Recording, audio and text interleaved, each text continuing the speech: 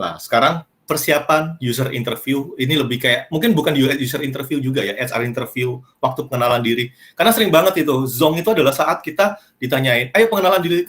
Ya, nama saya Hatta, kemudian bingung. Oke, coba. Aku pengen nyoba salah satu. Sabrina. Halo Sabrina. Halo Ya, Kak. coba pengenalan diri dulu. Kamu anggap aja gini, kamu ahli di bidang apa sekarang? Kamu mau apply apa? Aku sekarang tertarik di IT consulting gitu sih Kak. IT consulting. Kepingin perusahaan apa spesifik ada nggak?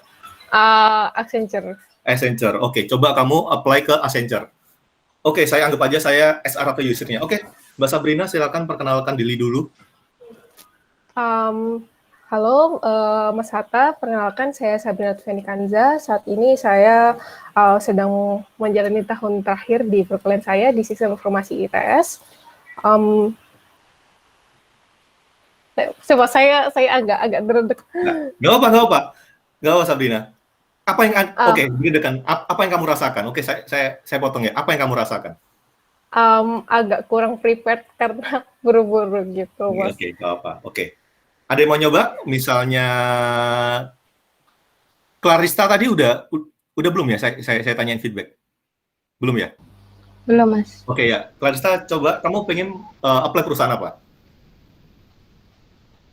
Aku pengen ke bisnis analis. Ada spesifik perusahaan?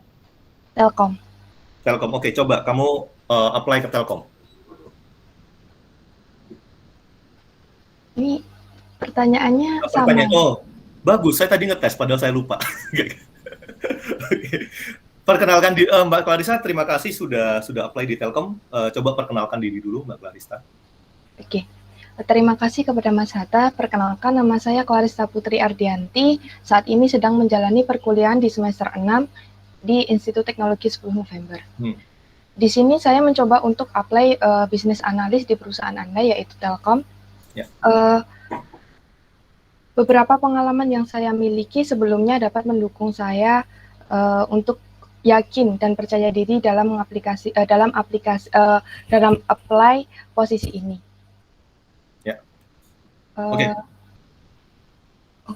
Oke, udah. Apa yang kamu rasakan, Clarissa? Ini sih Mas, nggak dapat menyampaikan hal-hal yang mendukung pernyataan saya kalau saya bisa saya berani apply ke situ. Oke. It is very very simple dan ini adalah pertanyaan standar yang dikasih sama user atau HR. Perkenalan diri. Ya kan? Perkenalan diri sering banget kita itu lost. Bener-bener ya udah pengenalan diri. Padahal kalau misalnya waktu pengenalan diri adalah momen tepat untuk orang untuk tertarik sama kita gitu. Nah, kalau misalnya kita standar, itu orang juga bakalan pada awal itu antusiasmenya sudah mulai turun gitu lah. Gimana caranya supaya orang itu antusiasme? Saya punya mantra yaitu it's not about you. Kenapa? Karena kamu sedang ngelamar ke perusahaan. It's not about you, tapi about them. About them itu kayak gimana sih ya? Bayangin kalian sedang deketin cewek, misalnya Arif gitu, deketin cewek. Kan kalau misalnya deketin cewek, itu bukan saya tiba-tiba datang, oke, saya Arif, saya bisa gini-gini, kan enggak kan? Kita pengen tahu, apa yang bakal kita lakuin kalau PDKT? Nyari tahu cewek itu. Sukanya apa sih? Nggak sukanya apa sih? Dia itu bakalan sukanya kayak gimana? Kita cari tahu informasinya. It's not about her jadinya. No, it's not about me gitu. Jadi akhirnya kita cari tahu dulu, maka nanti baru kita PDKT. Supaya kenapa? Supaya nggak ditolak. Lah, masalah ditolak, pengalaman saya kurang berpengalaman. Nggak boleh dilanjutin. Di sini Mas Dian Wahyu ya. Oke, jadi apply perusahaan itu seperti deketin cewek gitu. Jadi apa yang harus pertama dilakuin gitu? Identify their needs. Sorry ya, yang di bawah ini nggak kelihatan. Jadi ini lebih ke requirement. Jadi sebagai contoh di sini supaya konkret ya, saya anggap aja saya kepingin apply sebagai product manager di Tokopedia. Ini simulasi ya, jadi supaya kebayang gitu. Pertama itu kalian harus tahu butuh mereka itu apa sih, gitu. Jadi ya seperti cewek, sukaan mereka itu apa sih? Martabak manis keju ya kesana martabak manis keju, jangan bawa soto yang misalnya dia nggak suka gitu, ya bakal ditolak gitu. Dia sukanya wangi-wangi ya, jangan kesana dalam keadaan belum mandi gitu. Nah, Itu yang dipelajari, identify their needs.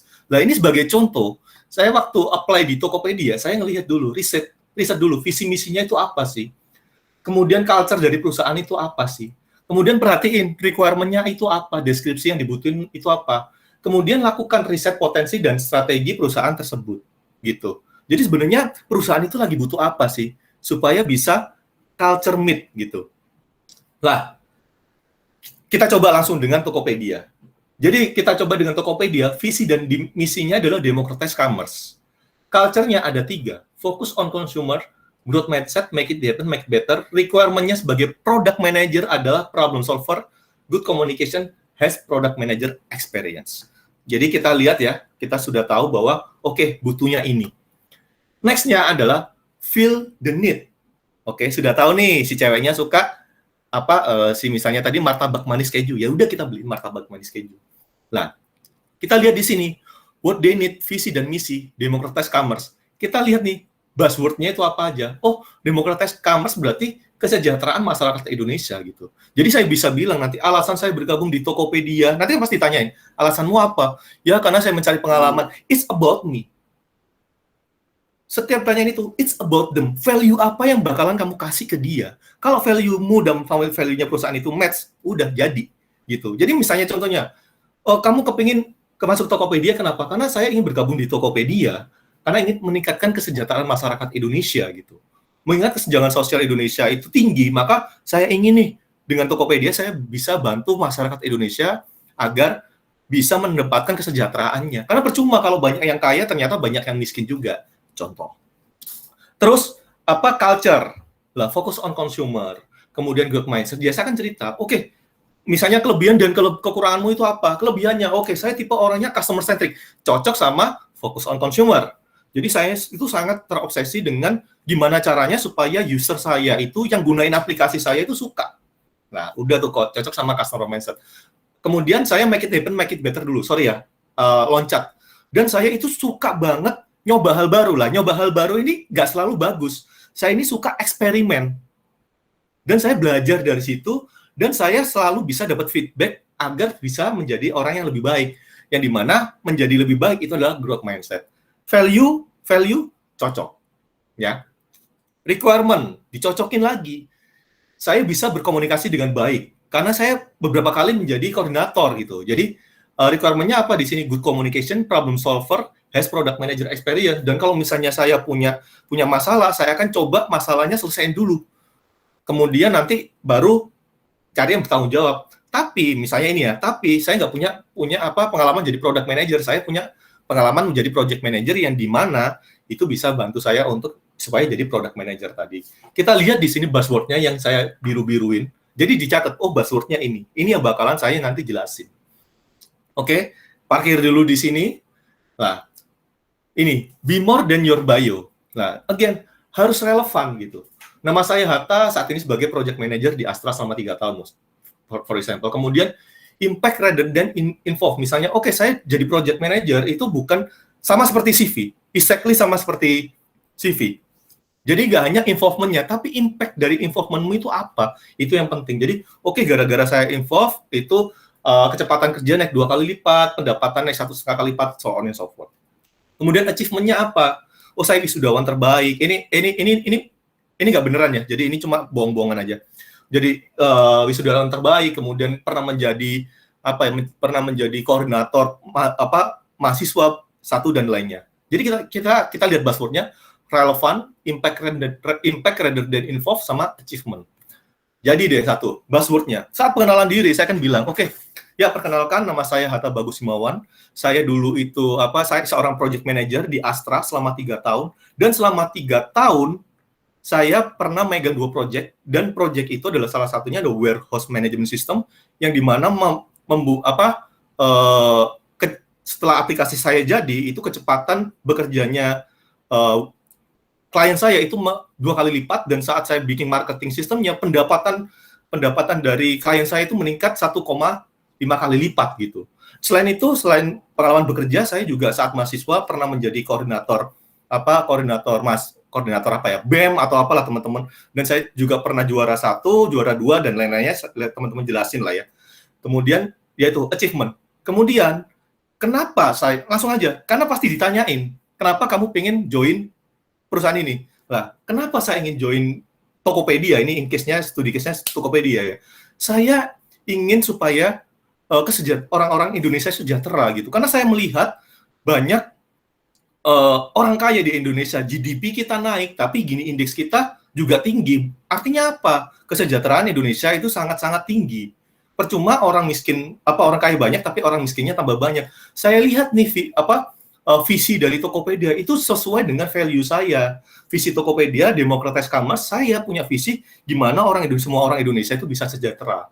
Dan di sini saya juga melihat bahwa value dari Tokopedia, culture dari Tokopedia ini juga cocok sama saya. Karena kenapa? Saya customer centric orangnya gitu. Dan saya suka eksperimen. Saya sadar bahwa apalagi startup ya, nggak ada startup itu yang selalu benar. Pasti ada salah. Supaya benar gimana? Kita eksperimen gitu.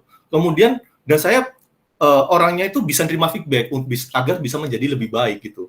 Dan diceritain. Dan untuk support itu, saya juga beberapa kali itu pernah menjadi koordinator atau ketua berbagai organisasi dan lain-lainnya. Jadi kurang lebih gitu. Kumpulin aja buzzword-nya dulu. Nanti bisa dibuat tuh storyline-nya. Gitu. Oke?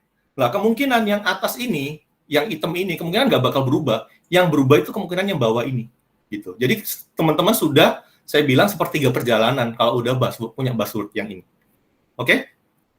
Oke. Lah, selanjutnya, biasanya tanyain kan kelebihan dan kekurangan. Oke, kelebihannya itu apa? Rule of thumb-nya itu kelebihanmu itu harus relevan dengan apa yang dibutuhkan oleh perusahaan. Ingat buzzword-nya itu apa tadi? Value apa yang teman-teman punya gitu. Gitu. Jadi ya kalau misalnya kelebihanmu apa? Oh, saya suka eksperimen, saya orangnya ingin tahu. Lah itu nanti dicocokin sama value-nya perusahaan itu. Weakness-nya apa? Teman-teman bebas weakness-nya itu apa. Tapi rule of thumb-nya satu. Jangan pilih kelemahanmu yang bertolak belakang dengan value-nya dia. Contohnya gini. Tadi Tokopedia value-nya growth mindset. Oh, saya itu orangnya emosional. Jadi saya biasanya kalau terima feedback, saya bakal meledak-ledak. Wah, itu sudah pasti menjadi nilai minus gitu. Ya analoginya gini. Tadi tuh cewek itu udah tahu sukanya bau wangi, ya kan? Tapi karena pede, ya ini kelemahan saya nggak mandi. Ya datang ke sana ceweknya pasti ilfil dong. Gitu, oke? Jadi weakness-nya terserah dipilih. Nah, pasti ada pertanyaan, kan itu bohongin. Enggak, teman-teman itu tinggal pilih yang di-highlight itu apa. Gitu, oke? Nah, antisipasi beberapa pertanyaan. Nah, ini bisa, why do you want this job? Tadi itu sudah saya jelaskan juga. Where do you see yours? Kalau ada pertanyaan, oke. Kalau ada pertanyaan, nanti ya di akhir aja ya kita ya. Gitu. Nanti mungkin aku bisa balik ke slide-slide yang dibahas. Gitu. Kemudian di sini antisipasi beberapa pertanyaan, misalnya kenapa saya harus hire kamu gitu. Bisa aja kayak gitu. Saya suka salah satu teman saya waktu itu apply di BCG itu salah satu dia bilang gini, kenapa dia itu fresh graduate gitu. Kemudian kenapa saya harus hire kamu? Ya, daripada Bapak meng-hire senior level yang gajinya lebih tinggi, mending hire saya aja. Beri saya waktu 2 bulan untuk belajar, saya bisa tuh kayak orang yang senior. Itu ada confidence level di situ, tapi itu make sense. Gitu. Gajinya setengah dari orang yang Bapak hire. Kalau misalnya senior, beri saya 2 bulan, saya akan bisa seperti dia. Atau beri saya 6 bulan, saya akan bisa seperti dia. Contohnya kayak gitu. Jadi perlu dipikirin. Kemudian, atau misalnya, oh ya value saya itu sama dengan perusahaan Bapak, jadi mungkin aja jodoh. Gitu. Dan lain-lainnya. Kemudian, biggest achievement-mu apa, kemudian apa. Lah ini nih, hati-hati. Tell me about the last time a coworker customer got angry with you, what happened. Nah, ini sih hati-hati. Jangan sekali-sekali jelekin coworkermu atau perusahaan sebelum ini. Itu bakalan di pintu masuknya itu kayaknya 3/4 bakal tutup gitu. Jadi jangan sampai menjelek-jelekan orang lain, oke?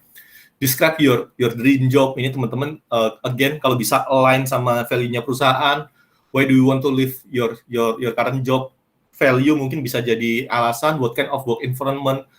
Tell me about your tough decision. What is your leadership style, so on and so forth. Jadi basically jobnya gimana? Again lihat tadi value apa yang dibutuhin sama perusahaan itu apa. Oke? Odoh, sorry, ini kok belum itu. Oke, golden time. Saat ditanya ada pertanyaan lah ini. Ini adalah apa ya? Orang itu biasanya mau nge-hire orang lain itu saat ada pertanyaan, udah nggak ada lah, orang itu bakalan biasanya udah ilfil. Jadi kalau misalnya ada pertanyaan, kalian harus nyiapin pertanyaan buat perusahaan itu. Jadi apa? Ini satu, cuma riset. Jadi perusahaan itu apa sih? Misalnya pengen, perusahaan itu terkenal sangat, misalnya itu perusahaan sangat environment-nya itu sangat friendly gitu. Tanya aja, di sini tuh kan terlihat sangat friendly itu, misalnya di sosial media sangat antusias si karyawannya, gimana sih caranya supaya karyawan antusias. Tanyain aja hal-hal yang secara umum yang sesuai dengan perusahaan itu. Jadi ini benar-benar golden time buat teman-teman. Jadi pengen tahu bahwa dengan memberikan pertanyaan itu memperlihatkan ada dua hal. Satu, kalian benar-benar tertarik, berarti kalian sudah melakukan research, dan di situ teman-teman bisa tahu bahwa si penanya itu melihat antusiasmenya teman-teman. Kemudian yang kedua adalah critical thinking. Jadi misalnya kalian bertanya, itu berarti ada critical thinking yang berjalan, sehingga itu biasanya lebih disukai. Nah, kemudian di sini feedback. Jadi jangan lupa kalau misalnya teman-teman, kalau misalnya sudah selesai lah, ini tuh hal yang ini tuh sebenarnya tips saya tuh dapat dari dosen saya dulu. Jadi saat interview sudah selesai, itu teman-teman jangan lupa tanya, bagaimana interview tadi itu berjalan. Kemudian apakah ada feedback saat tadi saya interview sehingga saya bisa improve. Jadi dengan begini ada dua hal yang menjadi poin plus buat teman-teman. Satu adalah teman-teman kelihatan bahwa teman-teman pengen belajar. Kemudian yang kedua, teman-teman nggak penasaran lagi. Teman-teman habis interview kan sering, waduh tadi hasil interviewnya gimana ya. Nah itu kalau misalnya teman-teman udah nanyain, itu udah hilang itu perasaan penasarannya gitu. Kemudian berapa prosesnya berikutnya gimana? Oke. Berapa persen possibility saya diterima gitu. Jadi ini bisa ditanyain, tapi kalau misalnya nggak dijawab, nanti tunggu aja. Oke, selesai, nggak masalah. Tapi at least teman-teman sudah bertanya. Gitu lah. Salah satu kelemahannya anak ITS itu adalah malu bertanya, nggak tahu kenapa. Ini sampling ya, saya sampling. Jadi mungkin bukan ITS ya, orang-orang lebih ke Jawa Timur ya, itu nggak tahu Unibro, ITS, UNER itu malu bertanya untuk hal-hal kayak gini. Tapi untuk UGM itu udah mulai berani bertanya gitu. Ini nanti tadi interviewnya kayak gimana? Kemudian ada ekspektasi nggak buat saya kayak gitu? Oke. Lah, yang terakhir adalah practice make precision. Jadi practice make perfect. Jadi gimana? Ya interview ngomong di depan cermin. Itu paling gampang gitu. Oke nggak sih? Atau ngobrol sama temen. Belajar interview di depan teman. Saya dulu kalau waktu LPDP, karena saat itu saya kritikal banget, jadi saya tuh sama teman saya tuh latihan sehari sekali untuk latihan interview. Gitu. Jadi ada body-nya gitu. Jadi latihan interview selama 1 bulan. Ya, itu yang ngebuat kita terbiasa. Jadi biasanya orang grogi itu nggak pernah mengucapkan. Kosakata akhirnya lupa. Kalau misalnya kita sering ngucapin, itu nggak bakal, groginya bakal berkurang gitu. Biasanya orang grogi itu karena nggak bisa mengantisipasi pertanyaan-pertanyaan yang ada. Dengan adanya latihan, itu teman-teman udah mulai terbiasa.